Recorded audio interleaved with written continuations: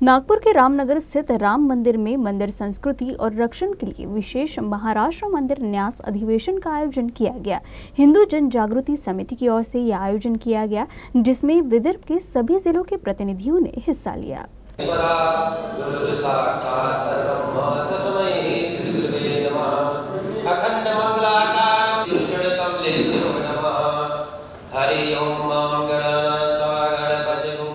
माझं नाव अतुल अरवेनला, हिंदू जनजागृती समिती नागपूर जिल्हा सहसमन्वयक।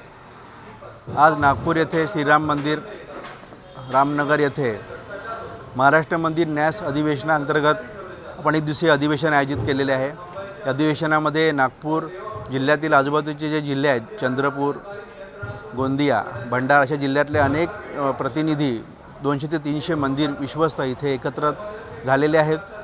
या माध्यमातून अधिवेशनाचा मुख्य उद्देश सगळे मंदिरं जे आहेत ते शासनाकडे आहेत, ते सरकारीकरण मुक्त व्हावे, या मंदिरांच्या प्रथा परंपरा जोपासाव्या जाव्या।